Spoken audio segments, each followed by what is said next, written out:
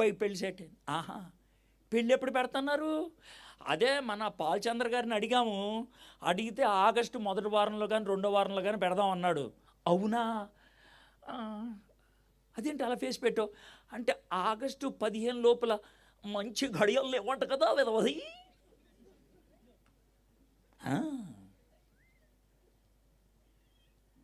July 30 లోపల మంచి ఘడియలు ఉన్నాయి, తర్వాత సెప్టెంబర్లో ఉన్నాయి. ఆ రోజుల్లో మంచి రోజులు లేవు కదా, మన పంచాంగం ఒప్పుకోదు కదా అంటాడు ఓడొచ్చి. ఇది చెడ్డ రోజు, ఇది మంచి రోజు అని బైబిల్ చెప్పదో. అన్ని మంచి రోజులే. మరి డేట్ ఎలా ఫిక్స్ చేసుకుంటావు? నీకు కుదిరిన డేట్ పెట్టుకుంటావు బస్. అంతేగాని చంద్రుడు ఎక్కడున్నాడు, సూర్యుడు ఎక్కడున్నాడు, నక్షత్రాలు ఎక్కడున్నాయి, అరే మన మీద దానికి జులుమేంద్రా భయ్.